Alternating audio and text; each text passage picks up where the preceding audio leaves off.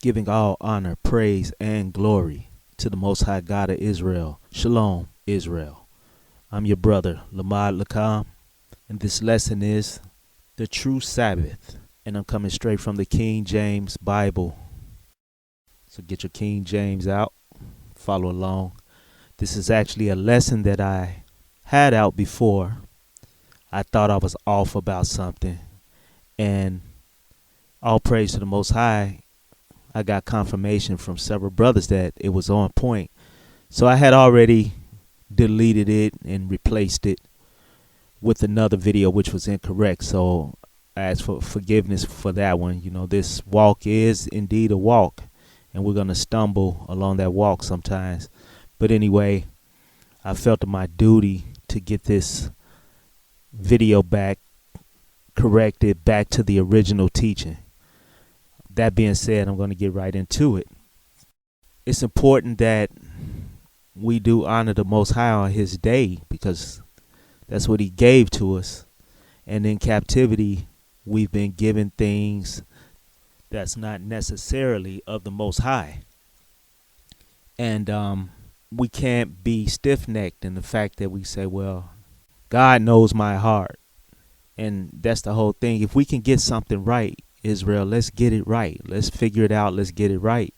Because as the scriptures say, Jeremiah 17, verse 9, the heart is deceitful above all things and desperately wicked. Who can know it? So the Most High is letting us know that he does know our heart. And he tells us that our heart is deceitful. So that being said, I want to get right into the lesson from this point forward. Let's go to the law. Let's go to Exodus chapter 20, and we're going to start at verse 8. Remember the Sabbath day to keep it holy. Verse 9. 6 days shalt thou labor and do all thy work. 10. But the seventh day is the Sabbath day of the Lord thy God. In it thou shalt not do any work, thou, nor thy son, nor thy daughter, thy manservant, nor thy maidservant, nor thy cattle, nor thy stranger that is within thy gates. So we see back in verse 8, the Most High says, remember the Sabbath day to keep it holy. So let's see. We know, those of us been studying, that the word holy is separate. So it's a separate day from the other days that were created. And day, let's see what the Most High is talking about. Because see, under captivity, we've been taught that a day consists of 24 hours, which is not in the scripture. And it's day and night included makes up a day under captivity rules, under the standard calendar. We've also been taught that a day starts at 12 midnight. So there are things that, that go totally against what the Most High said. And we're going to look at it. Let's go back to Genesis chapter 1. Genesis chapter 1. Starting at verse 3. And God said, let there be light. And there was light. Now watch this. And God saw the light, that it was good. So he called light good. And God divided the light from the darkness. See, he divided it, separated it from the darkness. It's separated. Verse 5. And God called the light day, and the darkness he called night. And the evening and the morning were the first day. Okay. So we see that God divided the light, just like he divided his Israelites from the other nations. Once the Most High divides something, that thing is no longer included with that other thing. It's totally divided. So light is separate from darkness, and that goes against what we've been taught. We've been taught that light and dark go together and they comprise an entire day. Well, the Most High said in verse 5, light is day and darkness is night. He gave those names. So if it's light out, then it's day. And if it's dark out, it's night. Totally separate. So he said, remember now, going back to Exodus 20:8, remember the Sabbath day. Day is separate from night. So if you're being honest about what you're reading, are you celebrating and honoring your Sabbath in the daytime or the nighttime? Because they're separate. And he also goes on to say, and the evening and the morning were the first day. You can see right away that he says evening and the morning were the first day. A lot of people automatically assume that that day will start in the evening. And that's not true. It says evening and morning. It could just as easily say morning and evening. It doesn't say evening to morning was the first day. Evening and morning were the first day. Let's look at an example. Is a peanut butter and jelly sandwich any different if someone calls it a jelly and peanut butter sandwich? It's still the same sandwich. Jelly and peanut butter sandwich is just as much of a peanut butter and jelly sandwich as it could be. So he says, going back, evening and morning, it's the same thing. Morning and evening were the first day. Jelly and peanut butter. Okay, let's look at another example. I'm telling on my age a little bit, but when I was a kid, I used to watch these two wrestlers right here. These are WWF wrestlers. I think they started off in the AWA. But anyway, they were collectively known as the Road Warriors. Their names was Animal and Hawk. Animal and Hawk. Animal and Hawk make up the Road Warriors. But if you call them Hawk and Animal, does that change their duo name, their collective name of the Road Warriors? No. Animal and Hawk, Hawk and Animal are still the Road Warriors. Peanut butter and jelly, jelly and peanut butter. Same sandwich. Doesn't change a thing. So, evening and morning were the first day. They were. All right. So let's look at our Sabbath day again. We started Exodus 20. We saw that the Most High said through Moses to remember the Sabbath day. The Sabbath light. Day is light. Light is day.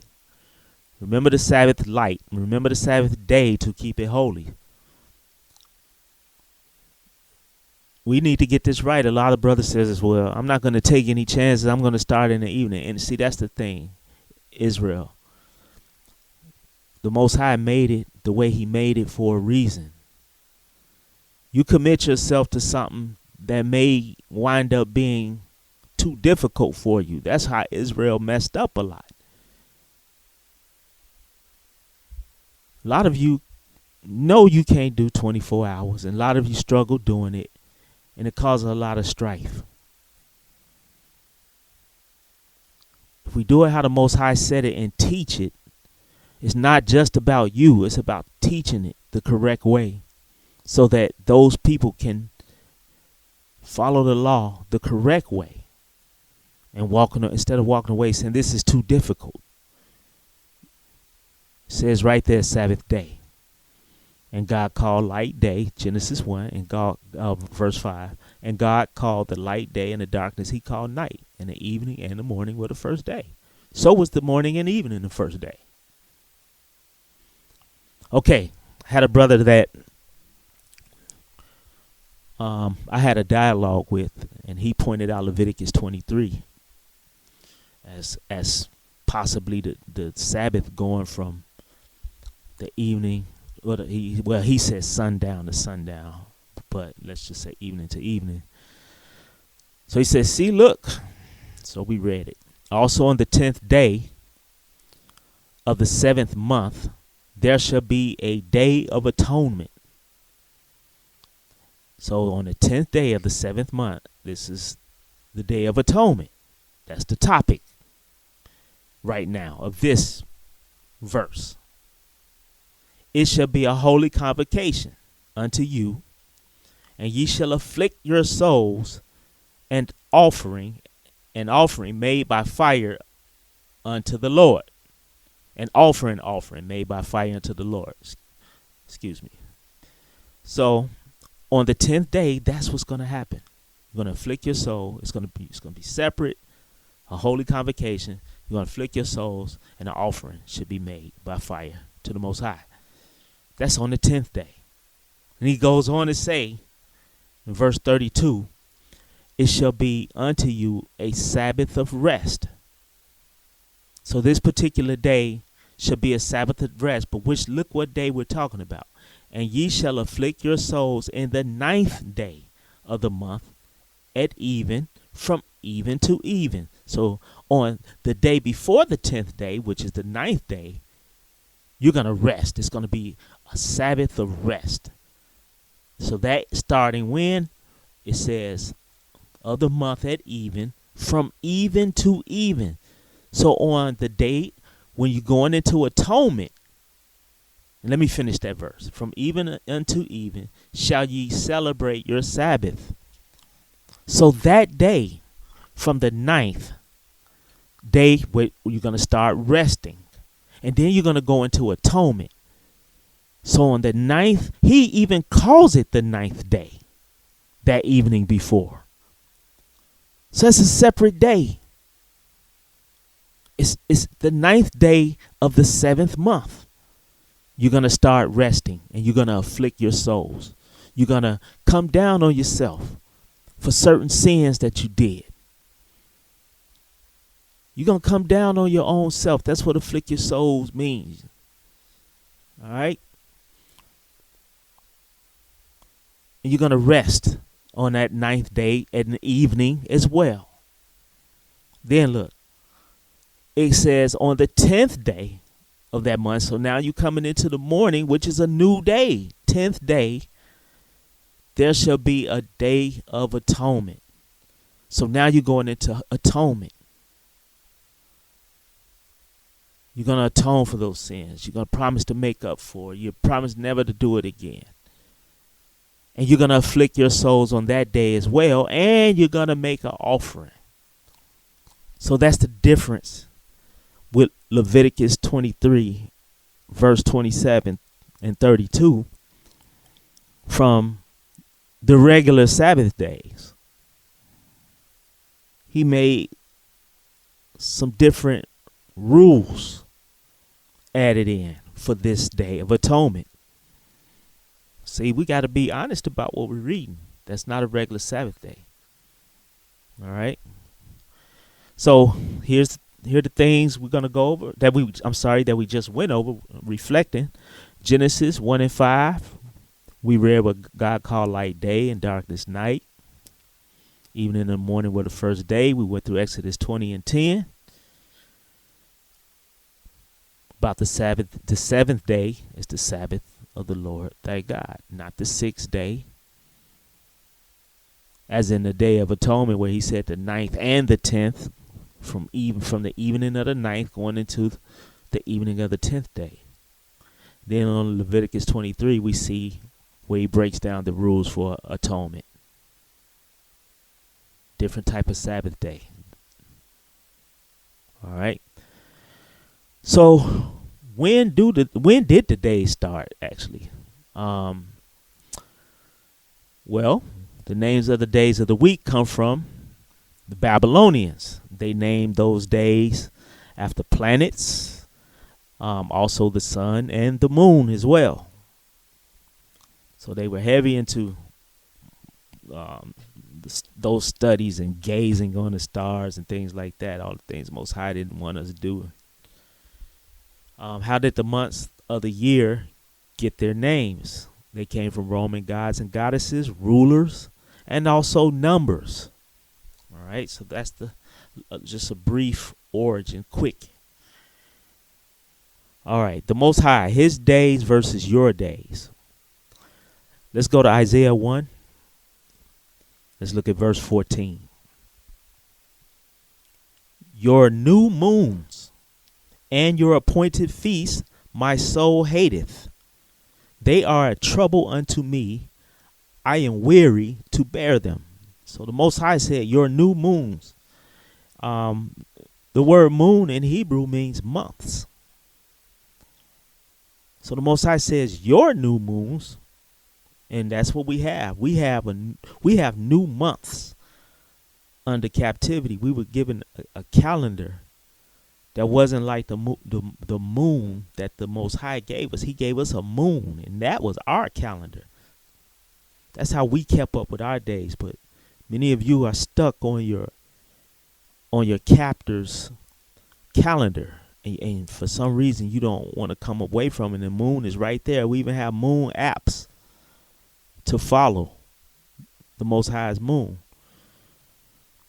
Your new moons and your appointed feasts. What are your appointed feasts?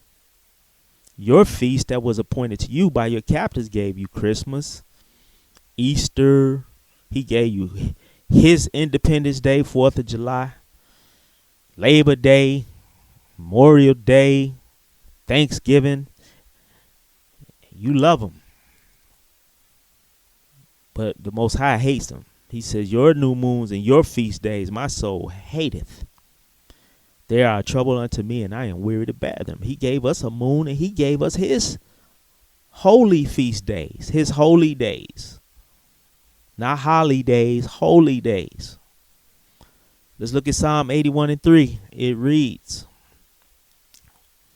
blow up the trumpet in the new moon, in the time appointed on our solemn feast day. All right.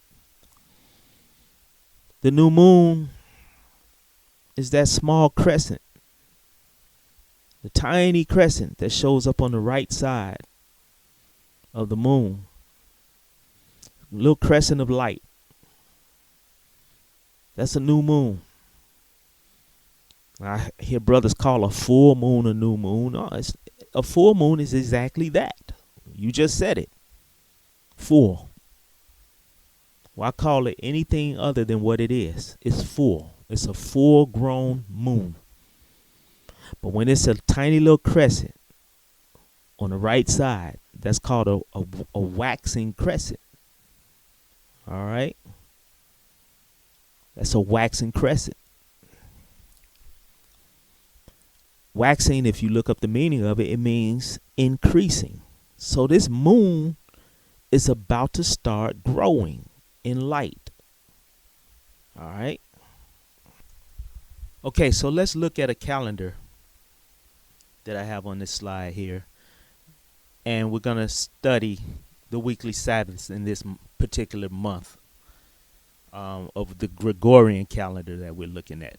So we have to use the Gregorian calendar because that's the calendar we follow in captivity, but we're trying to understand the lunar at the same time. So with that being said, let's look over here where it says night of December 25th. We had a new moon. We had a new crescent that night, which makes December 26th day a new moon feast day. So that moon that came out the previous night tells us that December 26th is going to be the first day of the new lunar month. And we know it's a feast day because let's look at 1 Samuel 20:5. It reads, and David said unto Jonathan, behold, tomorrow is the new moon, and I should not fail to sit with the king at meat. So David knew that the new moon, meaning new month in Hebrew, was a day that he sat down to feast with the king. It's a feast day. It's not a working day. It's not a Sabbath either, but it is a feast day. It's not counted as a working day. So now, from that new moon day, which is a feast day, you count 7 days, because the next day is the first working day. So you got 1, 2, 3, 4, 5, 6 working days, and then the 7th day is your Sabbath day. All right. And we see here, we had waxing moons going from December 26th through January 9th, and then we came to a full moon. All right, Psalm 81:3, blow the trumpet at the new moon, comma, at the full moon, comma, on our feast day. So yes, we blow up the trumpet in the full moon as well, just like we did with the new moon, and also on our appointed feast days. The next day, what's that, January 11th? We got a waning moon. The moon starts to wane out. It was full, now it's waning. So it's a waning moon from the night of January 11th, following the day of January 11th through the 23rd. So the moon's going to continue waning out through the 23rd. And then, as we see on the 24th, we got a new moon, which means the 25th is now our feast day, our new moon day. So after that, the 6 working days are in progress, with that next day, February 1st, in the bottom right, February 1st, being the Sabbath. Exactly 1 week. 1 week later from that new moon feast day. All right. So 6 working days, and then that 7th day is the Sabbath, according to the scripture. And all started from that new crescent moon that we got. So as we saw on the 23rd, the moon phased out, all the way out. The lights went out. The light switch went out. Lets us know the month is over. And then that following night, the 24th, the new moon came in. So now we know the day of the 25th, as light comes in, a new day, we got a new month, we got a new feast. Not a Sabbath, but a feast. From that point moving forward, we have our Sabbath days being February 1st, February 8th, February 15th, and then February 22nd. Same thing's going to happen. The moon's going to phase out to 0. New moon's going to come in following that. The moon is very consistent. The illumination's going to start on that right side. The moon's going to then get full, and then it's going to start to wane. W-A-N-E. It's going to wane. It becomes a waning crescent. All right. Waning means it's going away. It's like a person. You start off as an embryo, then you become a fetus. You're born as a small baby, an infant. You start to grow into a toddler, adolescent, full-grown adult. Then you start to wane. So as you see, you would be like this moon right here on the 10th of January. Full moon. I mean, think about it. What's new about a full moon? What's new about a moon that's already been here? The moon started waxing nearly 2 weeks before it became full. And then it's going to wane out for the next couple of weeks. So there's nothing new about a full moon. So it's a full adult, and then you start to wane. You start to lose muscle mass. You start to lose hair. You start to wane away. And then eventually your light switch goes out, like the moon does. What they called a new moon had 0% illumination. There's no moon. There's no glow. Zero.